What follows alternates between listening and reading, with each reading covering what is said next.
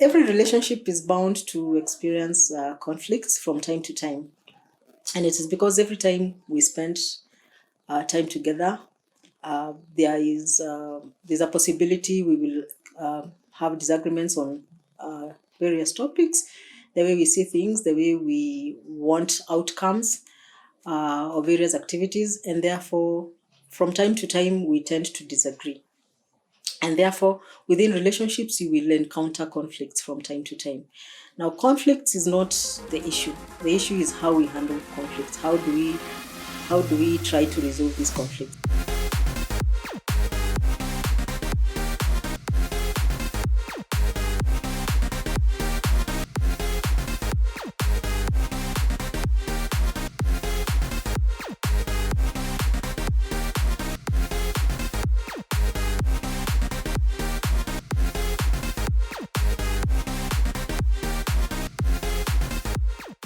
Every relationship is bound to experience conflicts from time to time.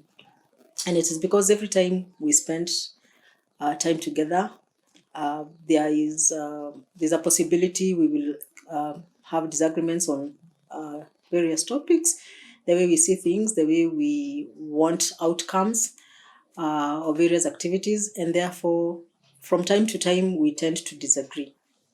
And therefore, within relationships, you will encounter conflicts from time to time. Now, conflicts is not the issue. The issue is how we handle conflicts. How do we try to resolve these conflicts? So this is what we'll be talking about today. My name is Regina. Welcome to Reggenerate, where we focus on mental and emotional well-being as well as personal improvement. Now, when handled in the right way, conflicts can improve our relationships because they help us to get a deeper understanding of one another.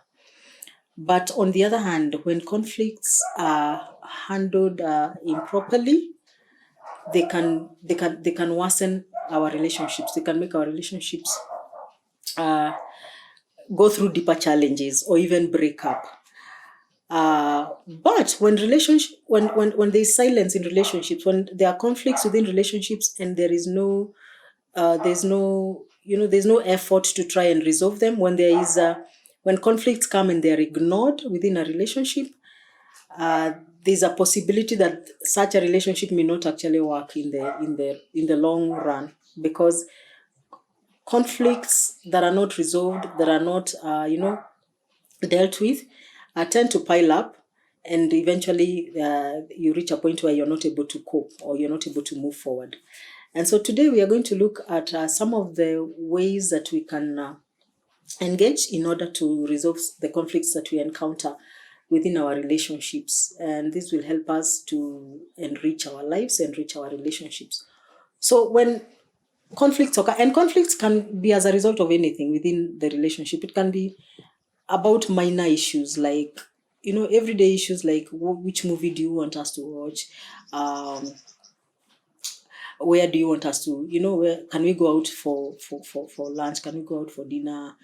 Such small issues that are not really impactful. But it can also be on major issues like parenting, like how do we raise our children? Where do we want to send them to school?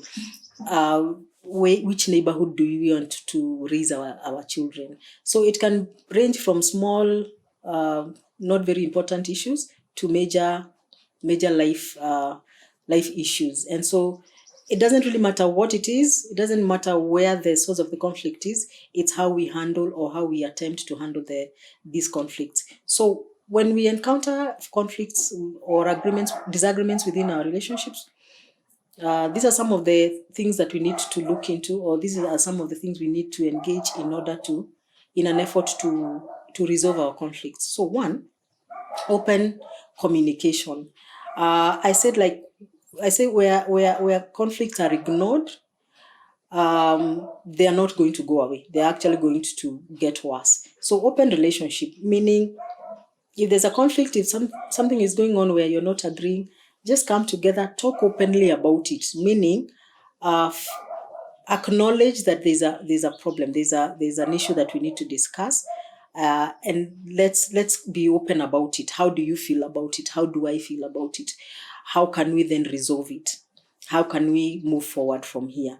And so have open communication about the situation, and see how you move from where you are to resolving the conflict. So open communication is key. Clear communication. The next point is be clear and be direct when you're addressing the issue. That means don't beat around the bush. If you perceive there's a conflict, or if you know there's a conflict or there's a challenge that you're facing within the relationship, be very clear and be very direct about what is bothering you. There are many conflicts that are just conflicts because, or that refuse to go away because the person who is feeling there's something wrong, they may not necessarily want to come out. There are people who feel like the partners know. I mean, he knows how I'm feeling. He knows what I'm thinking. He knows what the problem is. And the partner may not really know. I mean, people are not mind readers. So don't just assume that your partner knows what is wrong. Your partner knows what is bothering you. Your partner needs to understand what is going on with you. So don't assume that simply because something happened, because even if your partner is aware that something happened that may have resulted into some sort of a disagreement or conflict, they may not necessarily know how that impacted you. They may have looked at it from a different perspective, so they may not be on the same page as you. And therefore, don't assume that they know what is going on within you. Just be clear. Say, this is what happened. This is what happened. We all know, but this is how it made me feel, and this is how I feel about us moving forward. So don't be indirect. Don't beat around the bush. Don't be silent. Just be clear. Focus on the issue. Say how it's bothering you, and let's move from there. So acknowledge there's a problem. Face it and communicate clearly and directly to your partner. Number 3, get to the root of the problem. Get to the root of the problem. Sometimes a conflict may result in one partner looking at it, like it's a major issue. It's something that is really important, is quite significant, but the other partner may not see it that way.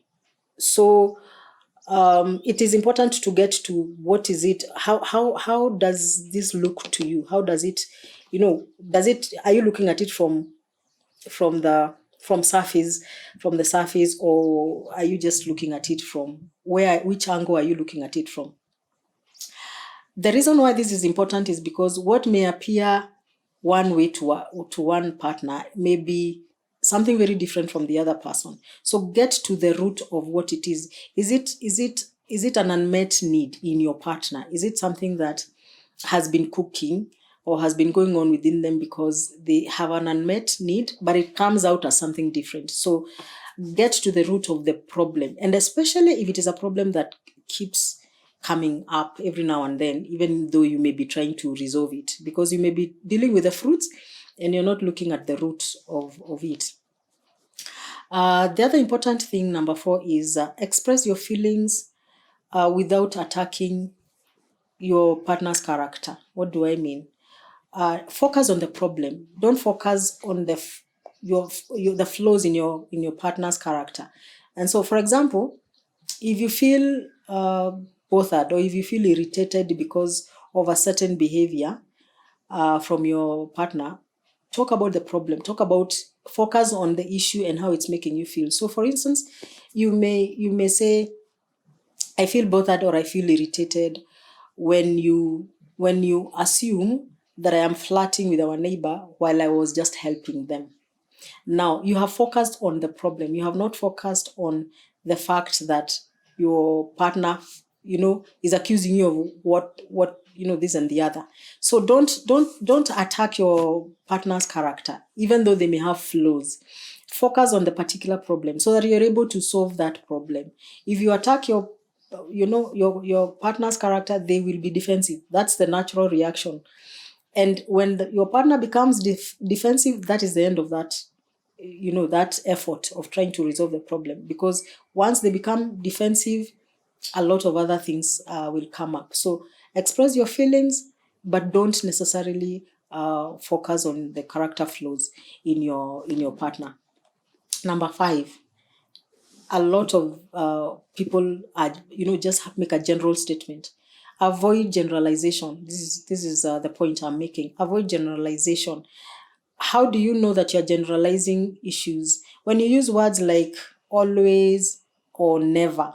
So for instance, if you say, you never listen to me, or you are always on your phone, such statements are very general and they are rarely true. They are really true. So when you're tempted to make such statements, just check the facts. So one, is your partner actually always on phone? Is that even possible? He may be on phone, she may be on phone a lot of times, but it's not really true that they are always on doing stuff with their phone. Or if you go somewhere or you need to meet, but your partner is late, and then you say you're always late, or you never arrive on time. The word never, the word always are general terms that we apply, sometimes just loosely, but they are really true. So don't use such words when you're trying to resolve a conflict, because the moment you use them, the other person usually they will want to defend themselves. They go on the defensive, and they can actually show you examples of when they were not on phone, when they were not late. So if you come from that direction, you most likely will not resolve the problem, the particular problem that you're wanting to address. And so don't use general words. Avoid generalization. Number 6, focus on on one problem at a time, or focus on this particular problem, and don't bring many problems into one discussion.